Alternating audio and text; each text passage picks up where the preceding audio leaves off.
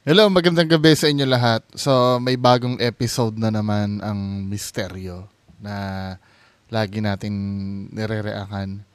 Medyo maganda itong episode na nadaanan ko kasi ito yung bahay na pula sa Bulacan. Ito yung napuntahan din namin, kaya lang nung napuntahan namin to, ano na siya, yung wasak na yung bahay. Ang sabi kasi noon kung bakit winasak yung bahay, parang yung may tindahan kasi sa harap nun nung in-interview namin yung yung may-ari ng tindahan dun sa harap. Winasak daw kasi yung bahay kasi ibebenta sana yung lupa. Then, 'di ba parang heritage site na yung bahay na pula kasi nga 'di ba kasama sa history yung ginawang garrison ng mga Hapon. Nagalit yung local yung local government na pinawasak nung may-ari. Parang ididemanda yata sila. I don't know kung ano yung legalities do sa bahay, no. Pero parang yun ang pagkakaintindi ko ah nung pinuntahan namin yan. Para nagkaroon ng dispute dun sa bahay. Sayang nga ang ganda pa naman sana nung nandun pa rin naman yung bubong, kaya lang yung mga pader niya wala na. Pero ito, dito sa episode na to, buo pa yung bahay. Maingay ito. Pagka dito ka nag-investigate, ang ingay niyan kasi kahit na sabihin mong 12 na nun, maraming mga dumadaan dyan, lalo na yung mga truck. Dahil di ba truck ban pagka umaga. Ang ingay niyan. Malapit ito sa tulay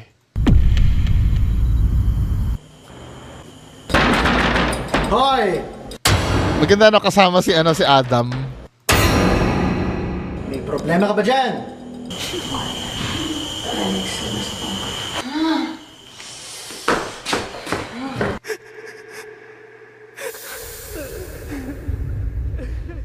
Kasi ang kwento nito, 'di ba naging garrison to ng Hapon. Pero pakwentuhin natin, baka i-discuss dito yung history Ganda pa naman niya sana dati, ano? Sayang, ba't kaya winasak to?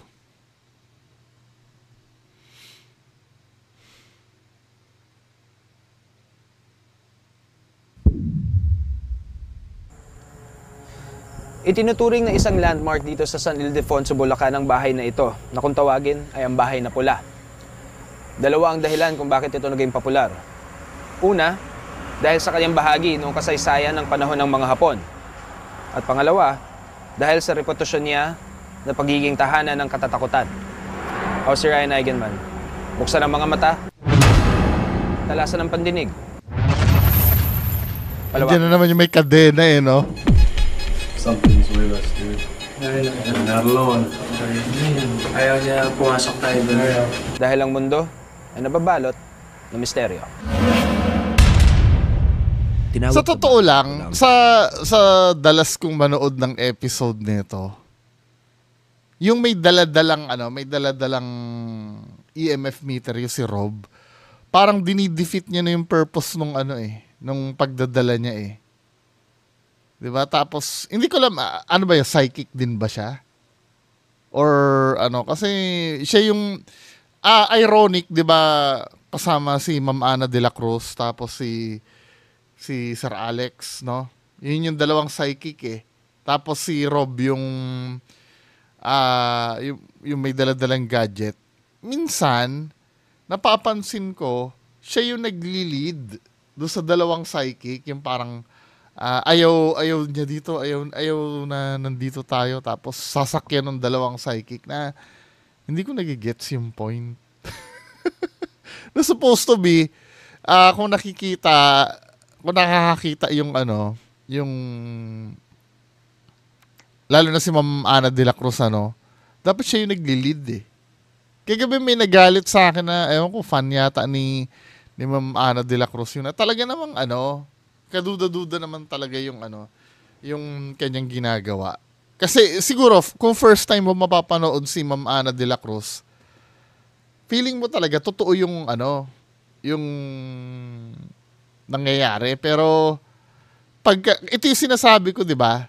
pagka ang isang bagay paulit-ulit mong pinapanood, nakakapa mo na yung pattern eh.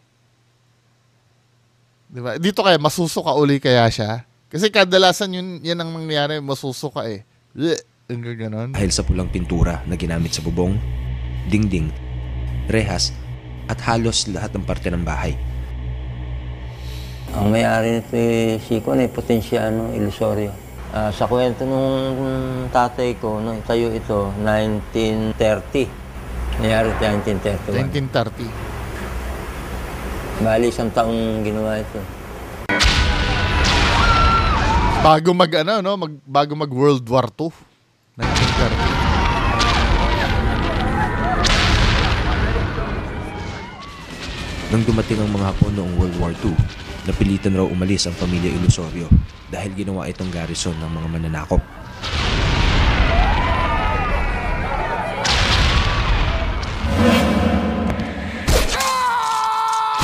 Sa kwento ng mga matatanda, tinira nito ng Hapon eh. Tapos yung mga Hapon, maraming pinatay dito sa... Grabe, brutal yung mga Japanese talaga. Kung mapapanood mo yung documentaries ng World War II, halos lahat yata ng pinuntahan ng mga Japanese nun. Talagang brutal killings yung nangyayari. Kahit yung mga panahon pa nung yung ginawa din nila sa Korea, I don't know kung totoo yun, yung panoorin nyo sa Netflix yung Uprising. Parang grabe naman yung yun yung way ng mga Japanese i-conquer yung ibang bansa dahil sa takot. Pero may mga nagsasabi naman pag mababait naman daw ang Japanese. Pero yung reputasyon nila pagdating sa gera, yung mga new breed kayang sundalo ng mga Japan ngayon, ganyan pa rin kaya yung attitude. I mean, siguro nung natalo sila sa World War II, parang naging leksyon din sa kanila yun, Ang daming war crimes na ginawa nito. Kaya nga si General Yamashita nga, 'di ba, siya, binitay. Kasi nga doon sa war crimes na nakomit. Kasi kasama sa mga war crimes ng mga na pwede makomit ng mga ng mga ganyan. Pagka inano mo yung mga civilian, dinamay mo, yung mga hospital, nanakit ka ng POW, di ba? Yung mga prisoners of wars. Dapat bawal yun eh. Yung ganun. Di ba yung ginawa nila sa Death March? Yun ang pinakarumal-dumal na document dito sa Pilipinas eh. Yung pinaglakad nila tapos yung bawal tumigil. Pag tumigil ka, let's say, nadjejebs ka or iihi ka lang, ibabayoneta ka. Okay lang sana kung barilin ka eh. Kasi ang baril, madaling kamatayan yun eh. Pero yung mga accounts ng mga lolo na ini-interview, kahit kinikwento lang nila, umiiyak talaga sila. Na mga kasamahan nila binabayoneta. Kahit sobrang pagod na, sobrang gutom na. Tapos pagdating nila ng saan ba yon? May station silang akala nila tapos na yung paghihirap nila. Sa yata sa San Fernando, Pampanga yata.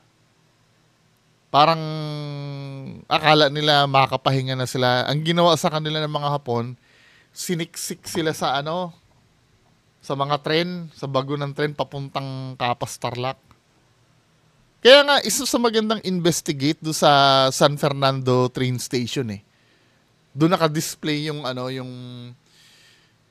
isa sa bago ng tren, isang coach ng tren na doon sila siniksik, na maraming namatay sa suffocation. Kasi nung time na yun, mainit talaga nung time na yun eh. 'Di ba, Pilipinas? Tapos gagawin kayo sardinas noon. Pagod na kayo kakamarcha, gagawin kayo sardinas sa loob ng 70,000 plus yata na yun eh, na pinaghalong Americans tsaka Filipino.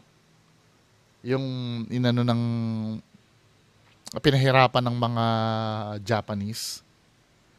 'Di ba? Sa akin lang naman, kung sa bagay hindi naman mapipredict kasi nasa Geneva Code naman kasi 'Di ba pagka halimbawa sumuko ka na, dapat hindi ka sasaktan nung nung kalaban mo eh. Yan ang mga war crime na madalas kinukumit ng lalo ng mga Germans tsaka mga Japanese. Hindi ko alam yung mga yung mga Americans kaya may nakumit din kayang war crime. Kasi ang narrative lang ng history natin kung sino lang yung mga nanalo yun yung mga bayani eh. What if kung natalo ang mga Americans tayo, natalo tayo? 'Di ba? Ganun pa kaya ang kwento ng mga Japanese na masasama naman ang mga Americans? 'Di ba? Hindi mo rin alam eh kasi sabi ni Winston Churchill, magdidikta daw ng history yung mga nanalo ng gera, hindi yung mga natalo. Siguro nagkataon lang ang Japanese Kasi pagdating kasi sa gera, patayan yan eh. Siyempre, hindi mo naman masusunod ng naaayon sa law ng gera yung mangyayari. Kasi unang-una, siyempre, pagka nag-capture ka nga naman ng mga prisoner, 70,000 yon, 'di ba? Ano yun? Pakakainin mo lahat yon, 'di ba? Baka rin yun, kumbaga pabigat din yun sa sa mga sundalo mo. Syempre, diskarte siguro practicality Kaya lang nawawala na yung pagka-human mo nun. Nagiging monster ka na. Pero kung halimbawa ganon, may reputasyon yung mga Japanese na ganon na sa bagay hindi mo rin talaga rin masisi eh. Kasi alam niyo yung El Fraile, yung mga ginawa naman ng mga Amerikano sa Japanese noon. 'Di ba ayaw maglabasan ng mga Japanese do sa El Fraile. Yung parang yung parang building yun, 'di ba, sa gitna ng dagat, yung parang kampo. Ayaw maglabasan ng mga Japanese. Ang ginawa ng mga Amerikano, binuhusan nila ng gasolina. Niluto nila yung mga Japanese dun sa loob ng El Fraile. Marami din namatay. Kaya lang, magkaiba naman yung kwento hindi naman kasi sumuko yung mga Japanese noon. Napilitan lang yung mga Amerikano dahil pag aatakihin nila yon, sila. Binabaril sila ng mga Japanese. Kaya no choice sila, ganun din ang gawin nila. Pero ito kasing nangyari sa mga Japanese dito, nung umalis si MacArthur, hindi ko alam kung teach me, yung mga nakakaalam sa history, duwag ba si MacArthur? Di ba yung parang pagka yung babagsak na yung bataan nun, parang iniiwan niya ang Pilipinas. Tapos, sasabihin, babalik daw siya. Tapos, di ba? Tapos kung halimbawa kung sasapitin ng mga ng mga Amerikano yung ganung pahirap tsaka mga Pilipino, bakit hindi na lang sila lumaban? Yung 70,000 instead na sumuko sila, pahihirapan din lang naman sila, mamamatay din sila sa malaria, sa gutom, 'di ba? Bakit sila hindi na lang lumaban hanggang huli? Sa bagay, siguro iniisip din nila pagka sumuko sila, iisipin din ng mga Japanese yung Geneva Code na magiging humane. Kaya lang, hindi ganun na nangyari ganun talaga. Doon sa tagal ng pagtitira ko rito, nakakita ako ng kadena, nararamdaman mo sa gabi dyan, parang hinihila, ganun. Tapos meron dyan yatang doon ako ikikwento dito, may babae dyan na yung parang ginawang sex slave ng mga Japanese. Na sa siya, sa basement siya, yun daw yung nagmumulto dyan For the past 5 years, mga 4 na beses na akong nakabalik sa bahay. Ito parang kilala ko to. Nag sanginig Yung counterpart ng misteryo sa ABS-CBN. Isang grupo yan Meron pang Ira ba ang name? Nakasama nito. Ira ba o Aika? There's something with the house Ira! na Yung typical na kinikilabutan ka, na hindi mo pa alam kung ano meron doon. Papasok ka pa lang or tinitignan mo pa lang siya, andun yung feeling na parang may nakatingin sa'yo. Typical naman yan, kahit nasabihin mong kahit nasabihin mong wala kang wala kang third eye, di ba? Kasi nung pumunta kami diyan, yan din naman ang naramdaman ko noon eh. Na medyo kalmado kasi nga ang nag-aalis ng takot ko nung pumunta kasi kami diyan, parang maingay kasi sa labas. Siguro kung tahimik, mapapraning ka. Pero may takot ka pa rin. Yung takot niya, yung takot na naramdaman ko niya na hindi ko alam kung ano meron diyan sa loob. Siyempre dahil nga doon sa kwento, di ba? Mga around 12 noon, nung pinuntahan niyang bahay na pula na yan. Doon sa labas ang ingay-ingay. Kaya medyo hindi na rin nakakatakot. Pero may takot pa rin. Parang may expect ka doon sa loob. Ang taas ng EMF reading dyan sa loob eh. Yun ang pinagtataka namin. Bakit dyan? Wala namang kuryente dyan. I don't know. Dahil ba kumikidlat-kidlat nung pumunta kami nung time na yan. Kaya isa sa contributing factor yun ng high level ng EMF. We were trying to review kung ano yung nangyari doon. So, dun sa labas, maraming patayang nangyari. As far as I can remember.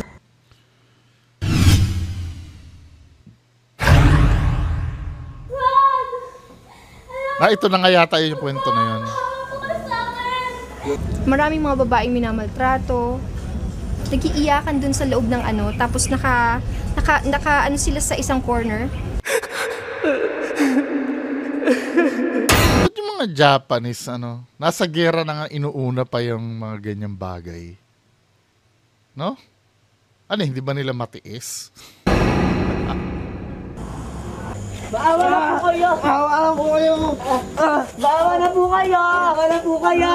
Maraming mga tao na pinahirapan. Maraming mga lalaking mga sundalo kami nakita doon, pinatay. Ito tandaan nyo hindi history yung dinidiscuss ni ma'am. Yun yung psychic reading nila. 'Di ba? Yung bathtub na yun, apparently, marami dun sa mga babae. Ilulublob muna sila sa tubig para pumayag na magamit ng mga lalaki. Or parang may mali doon kahit na hindi pumayag. 'Di ba? Dominant yung dominant yung ba't kailangan ilublob mo pa para pumayag?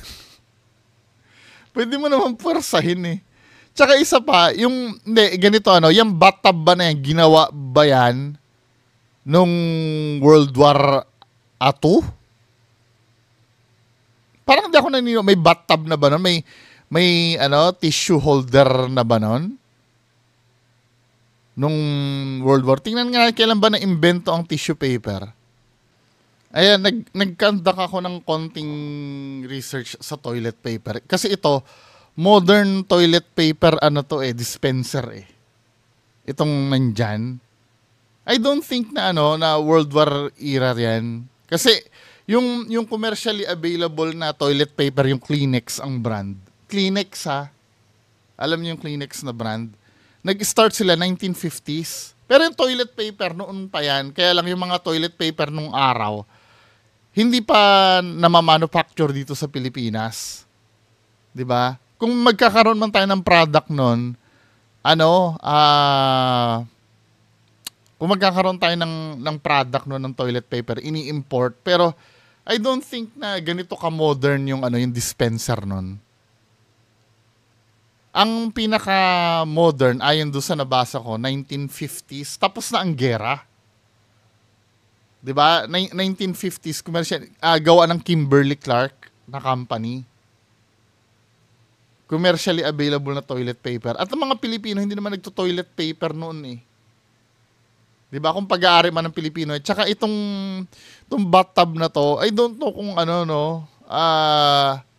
feeling ko modern na rin to Pero ito talagang toilet paper na to, kung magkasabay itong in-install, Ibig sabihin, hindi panahon ng Hapon to, mga modern day na ano na to, na inad. Siguro 1970s. I don't know, 1970s ba sa Bulacan may mabibili ka na ng tissue paper noon? Parang yung mga ganitong bagay noon, luho ito eh. 'Di ba sa Pilipinas? Hindi naman necessity yan eh. Feeling ko 1970s na dinagdag yan o 60s. Yung mga ganyan. Lalo na yung bathtub. May bathtub na ba noon sa Pilipinas? I don't know ano. Kung may magkaroon man ng bathtub noon siguro sa Pilipinas, yung semento yon na hinulma, hindi ganito na, kasi ito manufactured na to eh. 'Di ba? Yung bathtub na yan. Tapos sasabihin ng psychic na ano, na nilulublob ng mga Hapon. Paano mo ilulublob ng Hapon kung hindi pa naiimbento ito? Pero ano ha, correct me if I'm wrong ha, kung kailan na ano, nagkaroon ng bathtub sa Pilipinas, may knowledge ba kayo? Feeling ko modern ito eh. 'Di ba? Kaya kung inaalam yung mga ganitong small na details, ibabangga natin ito dun sa ano, dun sa sinasabi ng psychic. Dahil kung wala pang bathtub nung panahon ng Hapon, abay nag-iimbento lang siya. Kasi sabi niya, nilulublob daw dyan yung ano eh. Yung mga di ba men?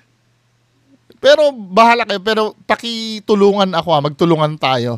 Kailan ba na-imbento yung ganitong uri ng bathtub? Maybe may bathtub na noon pa. 'Di ba? Katulad ng sinabi ko kanina, sinemento. Hinulman ang pero yung ganito, manufactured na to eh.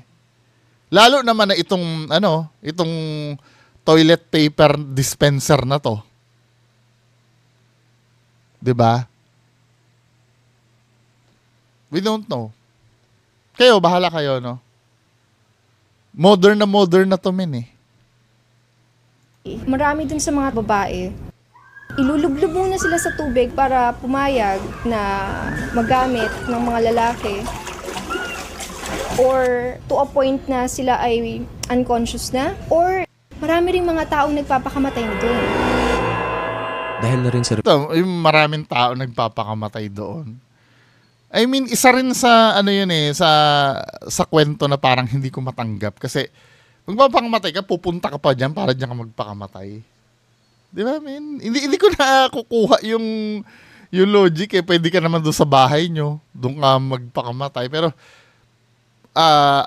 maliban na lang kung memorable yung place, ano, doon ka, may mga nangyayari namang ganon, pero yung dyan, o siguro, ang ibig sabihin ni ate, yung mga prisoner na kinuha niya na feeling nila hopeless sila, magpapakamatay na lang sila dyan. 'Di ba? Pero yung pupunta ka dyan para dyan ka magpakamatay, I don't think na ano yun. reputasyon nito bilang isang haunted house, maraming programa sa telebisyon na ang dumayo rito. It's a show for QTV din. Ano talaga siya? Saan na kaya to no, si Yasmin parang Curdy? hinahamon nila ako kung matatakot pa ba ako sa bahay na pula, parang ganon. So ginawa nila, linok nila ako dun sa bahay na pula. Creepy. Kandila yung Creepy siya dala. kasi ang luma niya na, promise. Saka iba ang amoy. Yung place talaga itself, pag nakita mo, creepy. Kasi parang yung compound siya, tapos malayo yung gate from the Oo, itself. layo. Yung house talaga old na. Tapos if you go to the second floor, Ano nga yun eh, ang lupit nga nun eh, di ba? Ang lawak ng compound niya, tapos nandun yung bahay sa may bandang dulo. mararamdaman mo yung floor niya, umuuga na. Alam niyo, hindi po talaga ako naniniwala sa mga ganitong bagay, pero kasi po nakakarinig. Yes, ito yung hindi naiintindihan ng tao eh. Minsan may kinwestiyon sa akin, no? Na skeptic ka, pero bakit natatakot ka? Bakit takot ka? Kasi 'di ba, hindi lang naman yung nakatanim doon sa paniniwala yung ano eh, yung kinatatakutan mo eh. Syempre, may influence na yung syempre nakapanood ka na ng horror movie, 'di ba? May mga naikwento na sa iyo yung mga tao doon. Sasagi sa isip mo din minsan, kahit pa sabihin mong naniniwala ka sa isang bagay, Na, I mean, hindi ka naniniwala sa isang bagay. Let's say, hindi ka naniniwala may multo, ano? Pero sa dinami-dami ng kinwento sa'yo, makakasumpong pa rin sa isip mo yun eh, na what if totoo nga naman yung sinasabi nila. Maybe may mga skeptics na matigas talaga ang ulo, na ipipilit talaga hindi totoo. Pero may sometimes, deep inside of you, sasabihin mo, totoo ba kaya yun? Na ganon. At yung pagkakaroon ng isip na ganon, yun na nagbibigay sa'yo ng takot eh. Yung magiging anxious ka. 'Di ba? Kahit pa sabihin mong hindi ka naniniwala sa mga ganyang bagay. Well, ibang-iba naman ang pagka-skeptic ko. Ako, naniniwala talaga ako meron. Skeptic ako sa mga evidence na ibinibigay. Pero yung the multo itself, naniniwala ako doon. Kuya. Kuya, kanina dito may nakatayo eh. Tapos habang umakit ako sa stairs, may narinig ako parang may umuungol. Ayoko na. Alam mo, talaga kayo. Hate you. Natatakot ako ah.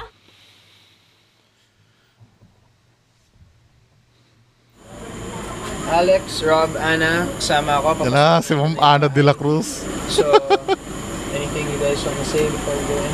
Well, we checked EMF. We're not even outside the house. We're not even inside the house. We're still outside, and it's actually Debunk ito. Debunk ito kasi sa harap niyan mismo, sa labas ng compound niyan, may ano yan eh, parang transformer ng kuryente eh. Yung EMF reader ko na bihira matrigger, natitrigger yan sa sobrang lakas. Kasi nga, ano namin yan, yung ano namin sa labas, may kumpol ng kuryente dyan. Sa may bandang gate, pero doon sa may bandang bahay, wala. 'Di ba? Kung sa labas siya magsusukat ng EMF reading, malakas talaga doon, full scale doon eh. 'Di ba? Papakita ko sa inyo ha. Nung nasa labas pa lang kami. Dali lang ha. Pakita ko sa inyo yung reading doon sa labas.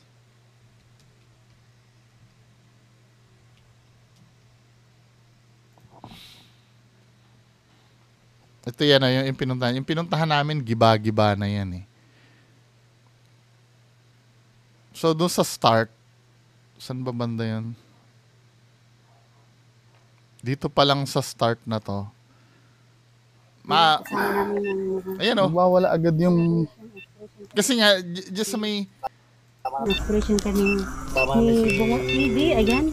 Hi, Sir Bungo. Malayo na to, min. O, nagputya. And then, ang taas pa rin, oh. Kasi nga, sa may bandang gate, may transformer doon.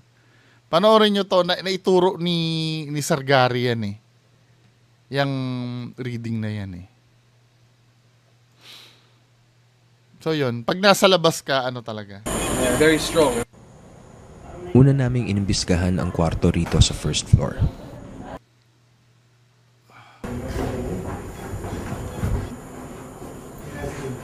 The higher up it goes. the whole place is hot. Hot, right? Definitely.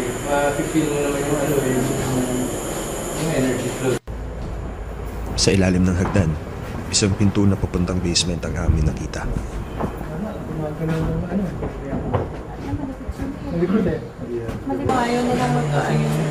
Well, what's in this place? Lex, you wanna be doing that?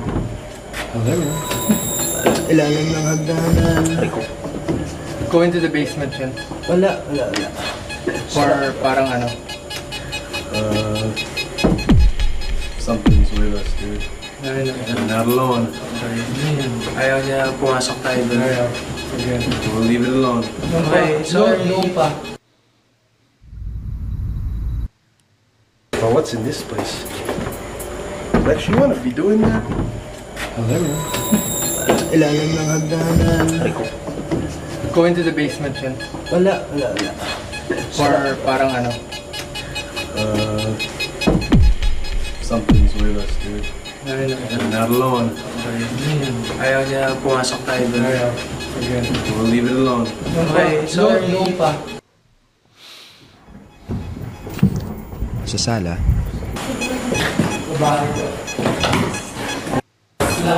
Sayang, ano, ba't kaya winasak? Yeah, I'm here. Gasgas sa mukbang yan. Pagka buo pa. At kung pwes dito. Madala siya sa window. Ano? Ulit nga. Lakas dito. Rob, Yeah, I'm here. lakas dito. Hindi ba ba? Dito nakadala kanta. At kung pwes dito. Madala siya sa Sasakayan sila yun. sa aming pag-iikot, minabuti ko namang kumuha ng mga litrato sa paligid. Nagbabaka sakaling magpakita sa aming digital camera ang mga espiritong naninirahan dito.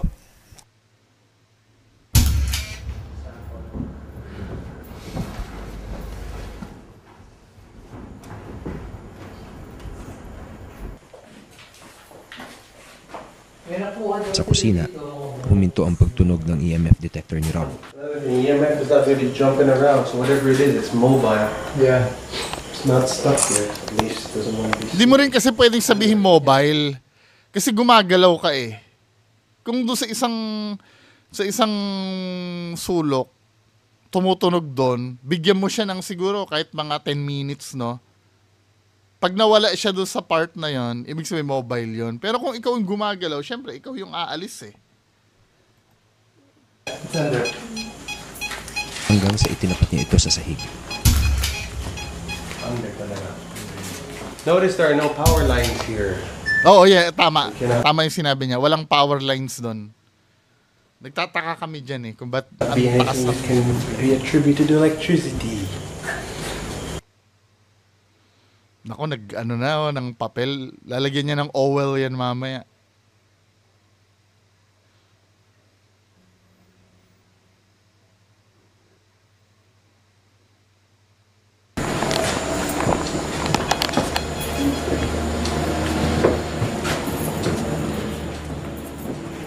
Itinuloy namin ang pag-iimbestiga sa ikalawang palapag ng bahay.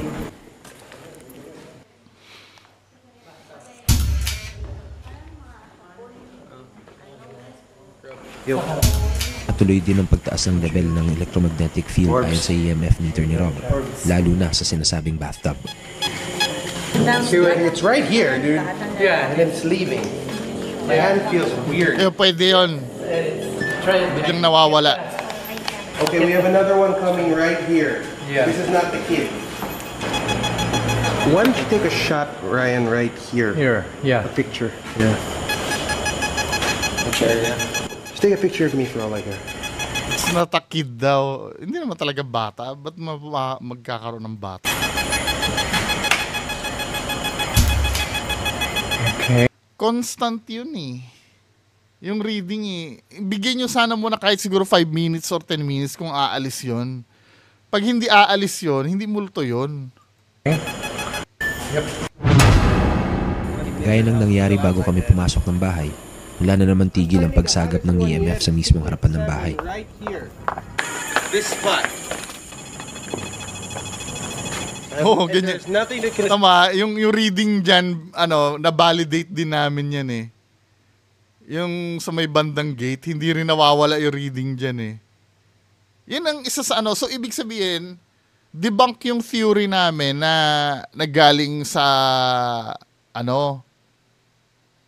galing sa kidlat. Kasi kumikidlat nung time na pumunta kami dyan eh. So, ito yung time na yun, no? Saan banda yan? Sa may entrance din mismo. Saan ba yung pumunta kami dyan sa may entrance? Dito sa may entrance din mismo, yung sagap. Hindi pala ito yung entrance.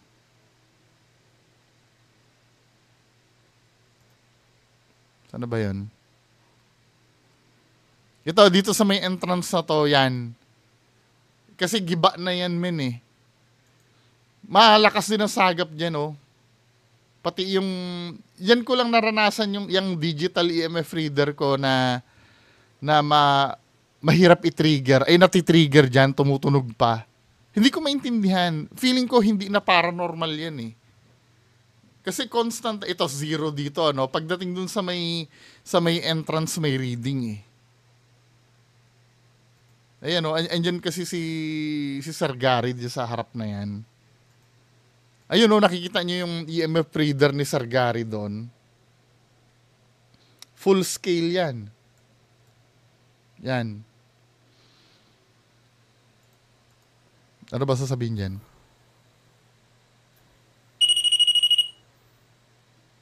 Full scale dun sa entrance na yon. So hanggang ngayon full scale pa rin. Ibig sabihin may source of energy doon. Ngayon kung ano man yon, hindi ko alam. Pero feeling ko hindi na siya paranormal. Or may effect dahil nasasagap yung transformer sa labas. 'Di ba? Binabalidate din nila eh. Ano? Sa entrance din yan, ganun din eh. And there's nothing that can attribute to it. Right here. Open here. Oh, hindi tumitigil dun eh. Hindi siya paranormal. It's like right here. Look, watch. Okay, look. It's here. If I lower it, it's gone. Sa baba, wala. Here. Oo, sa harap ng daan, meron dyan. Kasi nga, yung nasa likod nito ni Rob na to, ano to eh, may poste ng kuryente dyan eh. Kaya lang, ang nakakapagtaka kasi dyan, sobrang layo na ng poste ng kuryente dyan. 'Di ba? Pero mas leaning ako sa hindi paranormal yung EMF na yan. Constant eh. Just imagine, 2010s pa itong show na to, nung pumunta kami dyan, nitong taon lang yata na to yon. 'Di ba? Ganun pa rin ang reading. Ibig sabihin hindi paranormal. It's roughly the size of me and Ahmed. Hindi tumitigil eh. It's hot. Pero dahil hindi paranormal yung EMF reading niya na yon, hindi naman nangangahulugan na wala ng multo dun sa loob. Pwede maging buffet ng multo yun. Pwede maging eat all you can ng multo yon. Yung EMF na, yung natural source ng EMF doon, pwede maging source ng energy nila na unlimited. 'Di ba? Na supposed to be, dapat malalakas na ang multo diyan. Kumbaga kay Kuya Red, mga masisipag na multo na dapat ang nandyan. Kasi nga unlimited source of energy sila, 'di ba? Very hot.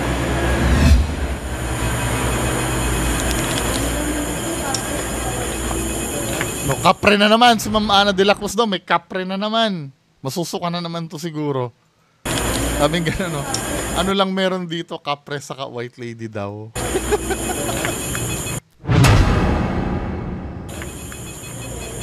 Things are buried under this tree as well. I think the roots spread out that far. Whatever this thing is, it's connected to the haunting.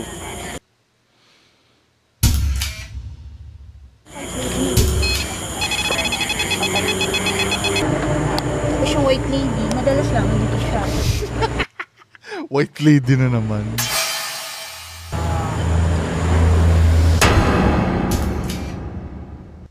Nang aming suriin ang mga litrato, tila mailap ang mga espiritu dito sa paligid ng bahay na pula. Ito yung sinasabi ko na kung wala naman talaga nagpakita, edi wala.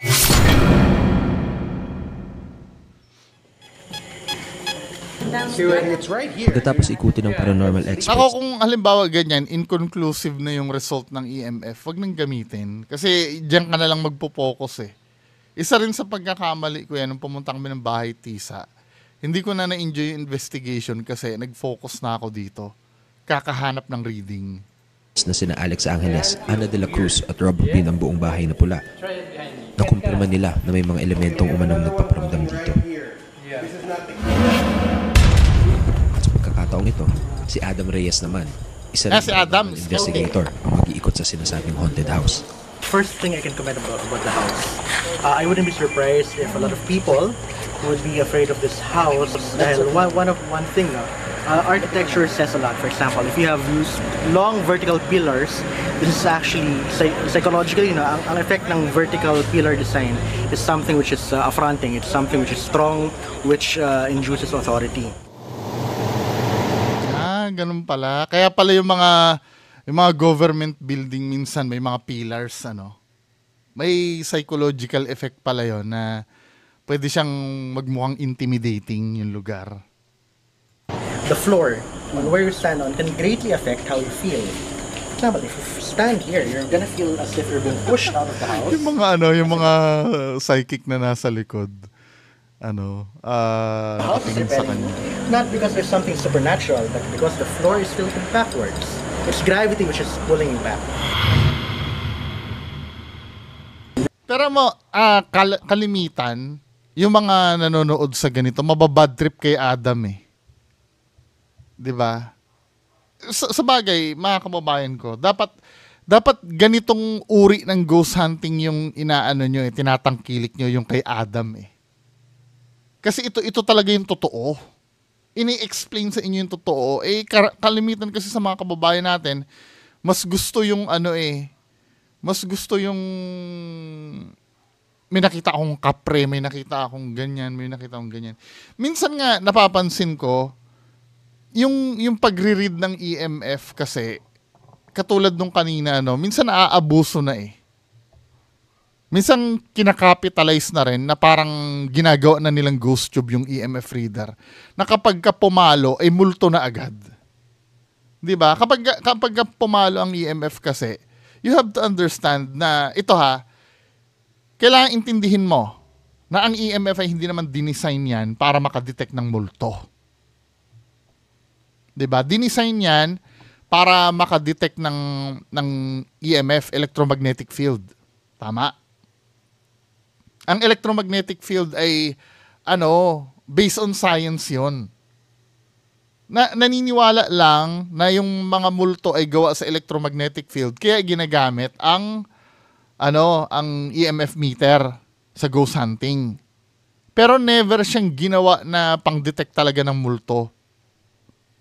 'Di ba?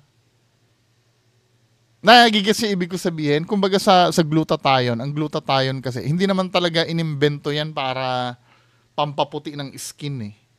Sa atay kasi ang glutathione. So ang nangyayari, kapag ka healthy ang atay mo, gaganda ang kutis mo. Yun. Hindi dahil pampaputi ang glutathione. Parang same as this one, dinesign ng ang EMF reader para mag-measure ng EMF. Kaya nga EMF electromagnetic field. Na pinaniniwalaan na ang multo ay gawa sa electromagnetic field. 'Di ba? Kaya pag halimbawa may nadidetect na reading ang EMF mo, ang EMF reader mo, huwag ka agad mag-jump sa conclusion na yun ay multo. Tingnan mo muna, baka may wiring dyan sa tabi mo, or may poste, na pwedeng, or may appliances, may refrigerator sa tabi mo, 'di ba? Yun ang titingnan mo muna bago ka magsabing. Ngayon, kung wala namang source diyan, wala namang source sa paligid mo ng EMF, doon ka na pwede mag-start na pag nag-i-spike yung EMF reader mo, mag-start ka ng mag-isip na baka iba na to. Hindi agad paranormal. 'Di ba? Katulad ng sinabi ko kanina, kung constant ang reading ng EMF, hindi nangangahulugan ng multo na naman yon. Kahit pa sabihin mong walang electricity sa paligid. Mali mo, may natural source talaga ng EMF doon sa kinatatayuan mo. 'Di ba? Sa di malaman dahilan siguro, may deposito ng something doon na nag-i-emit ng electromagnetic field. Pwede kasing ganun eh. Ang palatandaan na hindi paranormal ang EMF reading, ito pag wala ng mga kuryente sa paligid, pag constant yung reading niya, ibig sabihin hindi nawawala. Kasi tandaan nyo, ang multo kasi ay nauubos ang energy niyan. Kaya nga humihigop ng energy sa iba yan eh. Ngayon, kung yung EMF mo ay full scale, nakakasagap siya, 30 minutes ka nang nakatayo doon, full scale pa rin, hindi na multo yon. 'Di ba? Hindi na multo yon. Dapat kung multo man yan, in theory, na nadidetect mo siya, bigla siyang babagsak. Perfect example dyan, yung ito papakita ko sa inyo, yung sa video ni Sir Riv, yung sa apartment,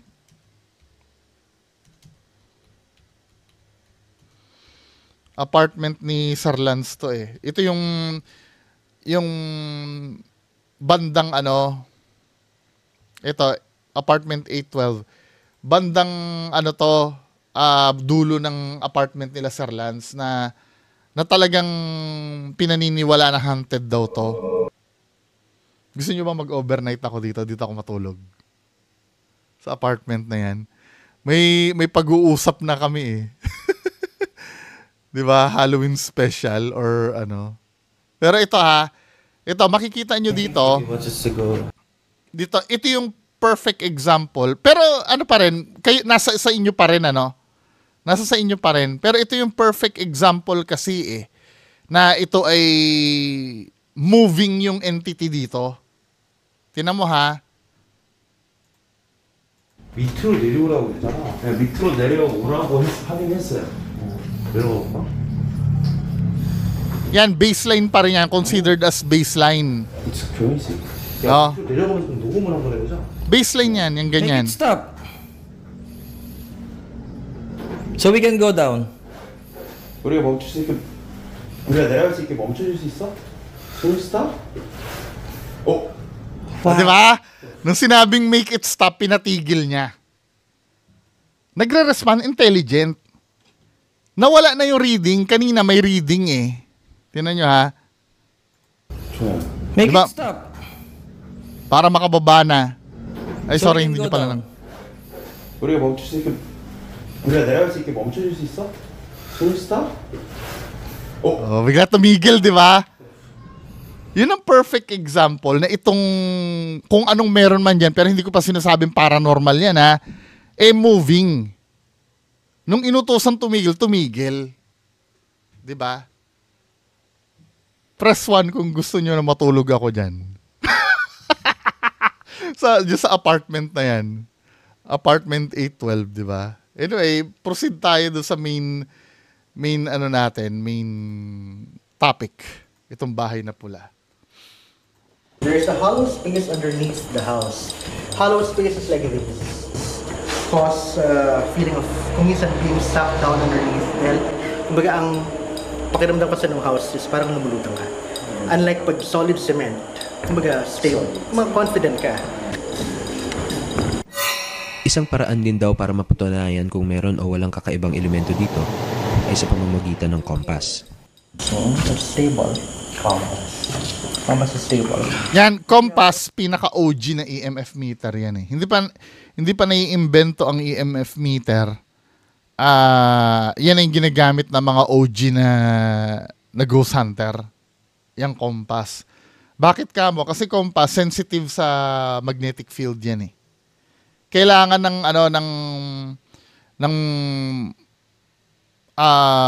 let's say 25 milligauss siguro pataas bago gumalaw yung compass na yan. Ito, papakita ko sa inyo dito Saan na ba dito? Yung compass. Hanap tayo ng video ng compass.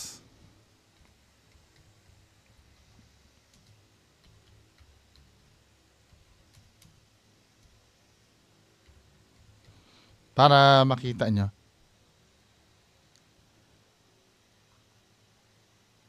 So ito, electromagnetic field versus yung compass. Don't talk to me, losing lame, I wanna be like Baka makapiright tayo. Ayan kung makikita nyo dito, nagre-react ang compass sa sa magnet, sa electromagnetic field. Ayan di ba? Electromagnetic field yan, kuryente tapos ibig sabihin, reliable ang compass gamitin pang pang ghost hunting. Kaya lang nagre-react lang to sa mga sobrang tataas na na level ng EMF. Mga siguro 25 milligauss pataas. Ang milligauss po kasi unit of measurement yun ng kaya ito yung ginagamit ni Adam. Yung compass. Mahirap makadetect yung compass pero nakakadetect talaga yan. At pag nakadetect yung compass mo, kabahan ka na. Multiple entities in the room. Not only would the compass be going haywire, your stomach would also be going haywire right now. This room is clear.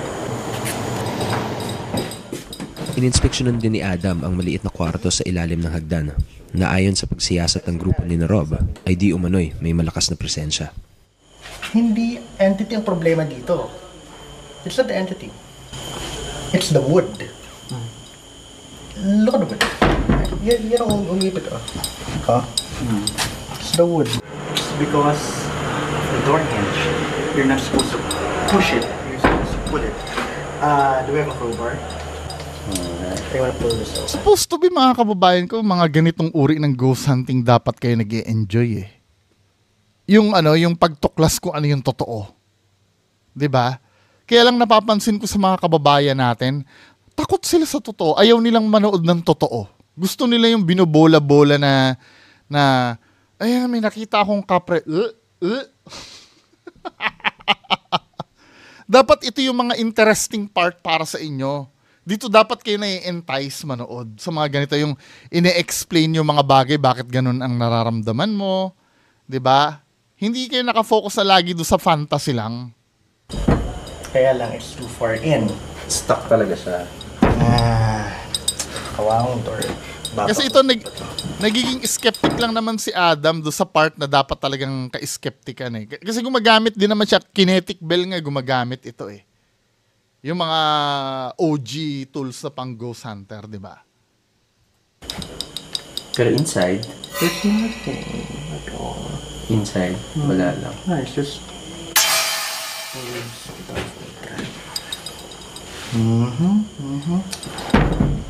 Let's test our theory. I don't feel anything. It's normal. See? Orientation is normal. Kahit ipasok ka. Pasok ka. So, pareho pa rin. Okay. There's no change in the compass. Could you do this? Okay, kung meron entity talaga dito. Hoy! Ito rin yung gusto kong gawin eh, kaya lang pinagbabawalan ako eh. Ano? May problema ka ba dyan? Yoo! Hello?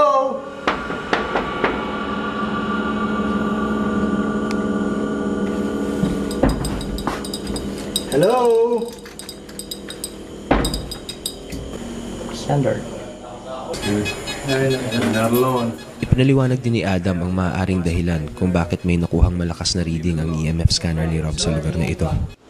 The only thing the EMF detector actually is designed to detect is an extremely low frequency electromagnetic field. But just because there's an electromagnetic field which is extremely low in frequency does not mean that we have a ghost. Okay, so I want that to go on record. Dahil the thing is, ganito yan eh. Fine, you detect an ELF, yung energy field na extremely low frequency. A lot of things can cause that. Thunderstorms can alter the ionic concentrations in the atmosphere. Thunderstorm pwede. So, nung time yan, may thunderstorm ba yan? Yung storms or yung ulan, or kung minsan even electrical surges, can actually alter the electromagnetic field. Ang tanong, bakit, ito naman yung tanong ko, bakit, di ba 2010 tong video na to?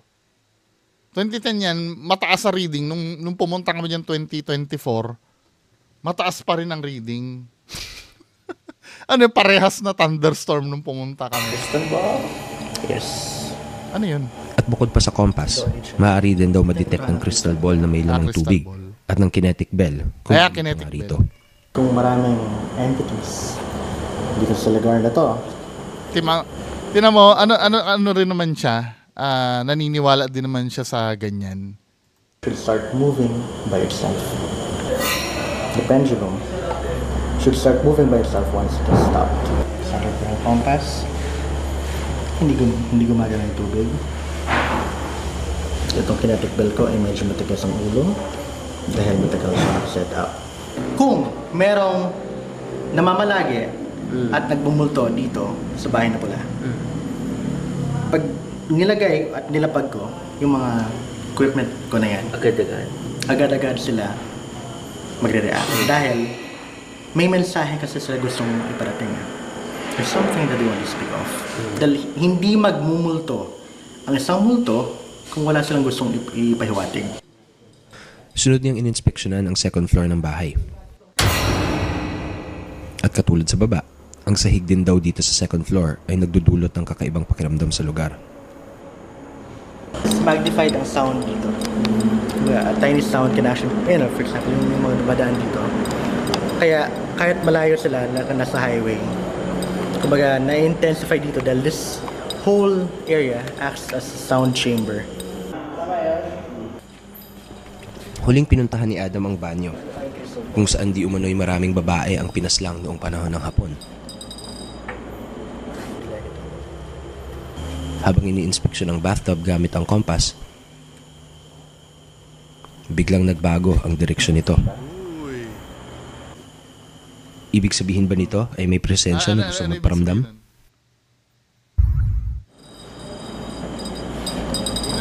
Ano ibig sabihin nun? Habang ini-inspeksyon ang bathtub gamit ang kompas, hinawakan niya eh. Pero dapat biglang nagbago ang direksyon nito. Ibig sabihin ba nito ay may presensya na gusto magparamdam?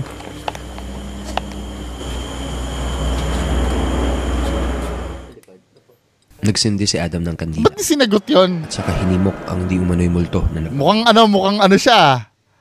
Mukhang medyo nakukonvince siya. If you're ready, there's something here. I need you to alter the candle. Tamo, ito naman, ano na siya nito, spiritual mode na si Adam nito kasi nag-react yung compass eh. Diba? So that it can be ruled out that this is merely a discrepancy in the construction. Pero skeptic pa rin siya, no? Inuutosan niya sa kandila para daw ma-rule out na baka sa construction ng bathtub yun. Bathtub. Pero ito yung type ng ghost hunter talaga dapat ang inaano nyo. Hinahanap yung totoo.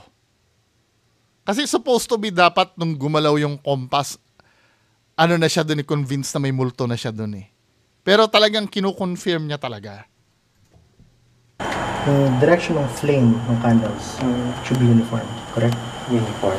Now, if yung flame ng isang candle, halimbawa pag ganon, isa pag ganon, isa pag ganon, that is just wrong. That is just wrong. Tabingi nga yung apoy, ano? Pero walang pagbabago sa direksyon ng apoy ng kandila. Hindi, pakanan eh, oh. Fire and water. Pag sinabi kasi natin multo, makakausap, pakanan yung apoy, oh. Interact, lalo na pag pinag-usapan is nagbubunto. So kaya nagbago yung readings mo.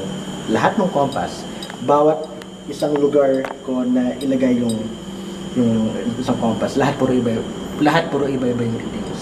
All we have here is a magnetic field anomaly. No ghost, no entity, nothing. Hindi pa rin siya convinced. So, ganyan ang talagang pagsusuri ng paranormal. Sabagay, ano to eh, skeptic to eh. Diba? I do agree sa kanya. Ako medyo nako-convince na ako kanina eh. Pero talagang pinanindigan niya na ano. It's a magnetic field anomaly. No ghost, no entity, nothing. So, ganyan ang talagang pagsusuri ng paranormal. Hindi basta... Masyadong mataas ang standard ni Adam, ano? Kaya idol ko to eh. Ako nako-convince na ako kanina eh. Basta nagdedeklara na may multo. Hanggat... Yes, tama yung sinabi niya. Dito, no? Pakinggan nyo. Nothing. So, ganyan ang talagang pagsusuri ng paranormal. Hindi basta-basta nagdedeklara na may multo. Diba? Tama. Ganyan magsuri. Talagang dapat ano ka eh. Kasi ang pinag-uusapang, itong bagay na to, no, may mga hindi naiintindihan yung mga tao eh. Minsan yung ibang tao kasi, ang iniisip, ito ay form of entertainment lamang. Hindi po mga kababayan ko. May mga tao kasi na seryoso sa larangan na to. Diba? Kasi kapag halimbawa, kung kayo, iniisip niya form of entertainment lamang ito, may ibang mga nagsiseryoso at kinonsinti natin ng kinonsinti, yung mga ginagawang entertainment lang ang mga ganitong bagay, magiging katatawanan itong larangan na to. Doon papasok yung nababastos yung mga nagsiseryoso sa mga ganito. Kasi ito, mga kababayan ko, ano to parang pagsisik ito ng truth Maraming gumagawa nitong ganitong bagay. Umaasa na one day, ma-unlock nila yung secrets ng paranormal.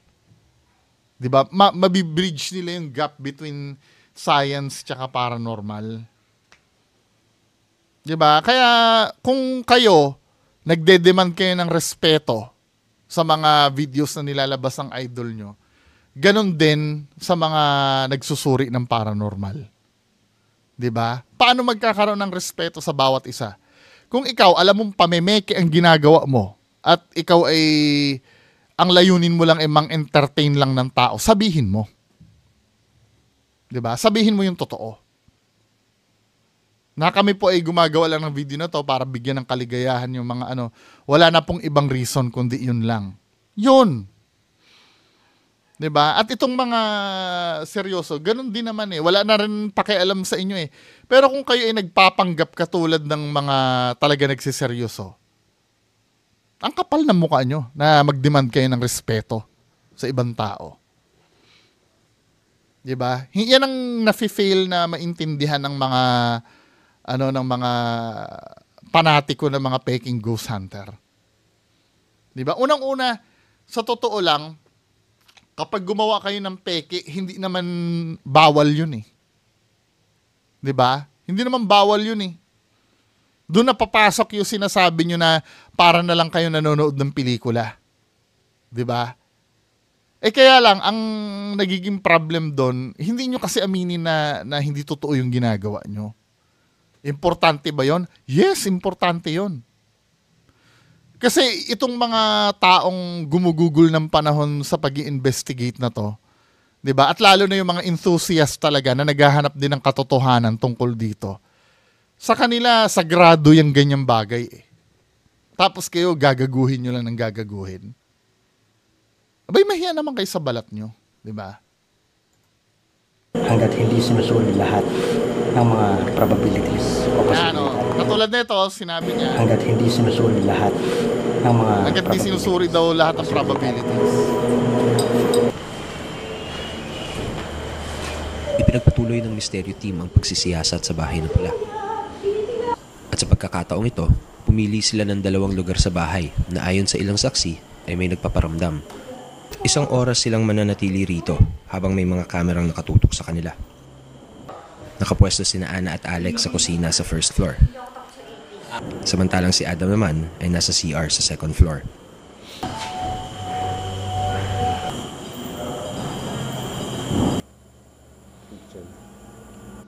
Mahigit 30 minuto na ang lumilipas pero walang napansing kakaiba ang paranormal investigator sa kanilang mga kinalalagyan. Yung suddenly wala nang naramdaman yung 2 psychic 3, 4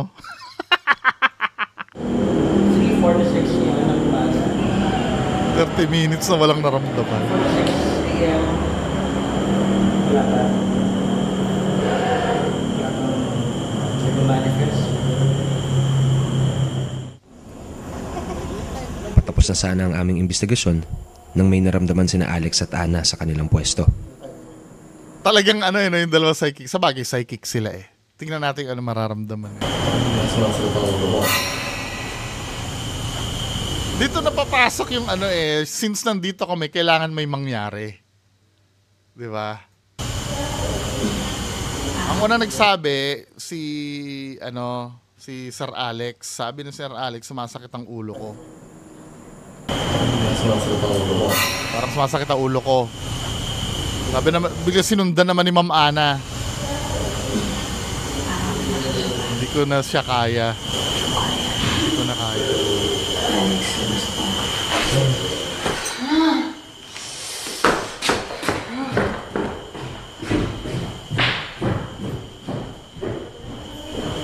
May babae lapit sa akin.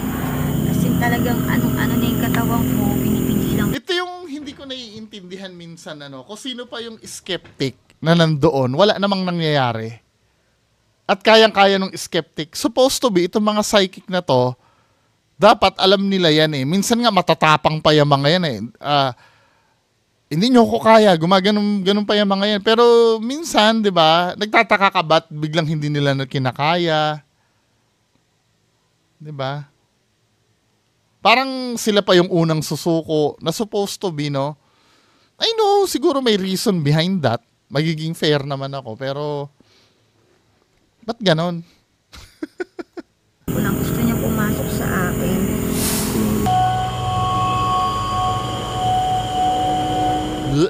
At dahil sa banta na nararamdaman ni Ana, nagpa siya na kaming tapusin ang pagsiyasat sa bahay na pula. Sabi ko sa'yo, suka na naman yan eh. Hindi ko pa napapanood to ha. Sumuka na naman siya rin eh oh. Pa siya na kaming tapusin ang pagsiyasat sa bahay na pula. Iwala na natin sila.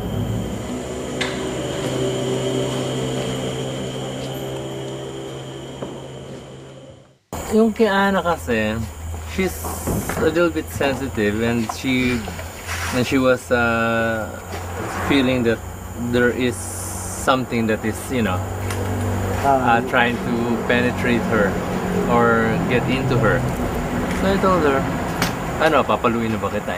Because the point being, on her end, anong nangyari sa kanya, I think she felt the stuffiness of the place. But it's actually feeling crowded talaga. I mean, even in the kitchen when we were placed there, it was actually a very crowded area. That's why I had to ring the bell. Because one way or another, it sort of gives me space. I would say ang nagkakos nung parang feeling of crowdedness or feeling na nako-compress is first and primary, yung air sa loob. Dahil sa labas kasi, free lang ang hangin. Pero pwede ito. Hindi, yung pagiging feeling ng crowded. Yung feeling ng pagiging crowded, common yan pagka, sa Bilya Epipanya, pagpasok namin, mafe-feel ko din yan. 'Di ba? Sa bahay na tisa, ganyan din. Ako for me, ang explanation ko dyan, parang kasing bago ka doon sa lugar eh. Siguro na-overwhelm ka. Lalo na nung sa ospital, sa Plaridel, ganyan din eh, pagbukas namin dalawa ni Sir Shaman dun sa second floor, iba rin yung feeling eh. Pero hindi siya paranormal ha. To make things clear. Sa bahay na pula, kulob siya. Although malalaking windows, hindi nag-circulate yung air dahil kumbaga it's dilapidated for one thing. Nakita sa akin ni Alex sa mga nakuhang imahe sa kanyang pagtatawas. Mahaba mo kaya. Pero siya, mukhang lalaki, masculine ang dating eh. Sharp features. Isa sa mga lumabas ay mukha raw ng lalaki.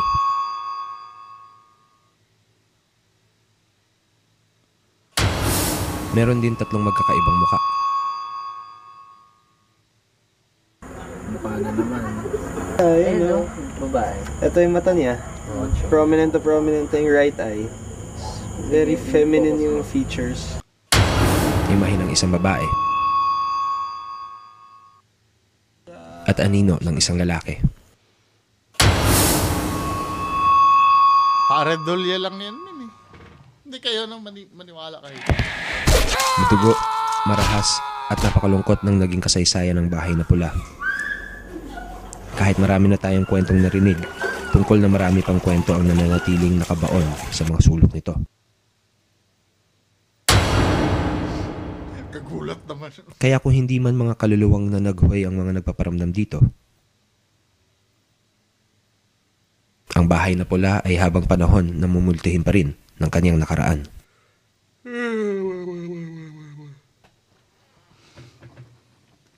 So, mga kababayan ko, kamusta naman ang panonood natin? Inabot tayo ng halos 1 oras or lagpas 1 oras. Anyway, hopefully nag-enjoy kayo, no? Pero wala naman akong sinasabing huwag kayo maniwala. Choice nyo pa rin yan. Bahala kayo kung maniniwala kayo. So yun lang po, maraming salamat. Bye-bye.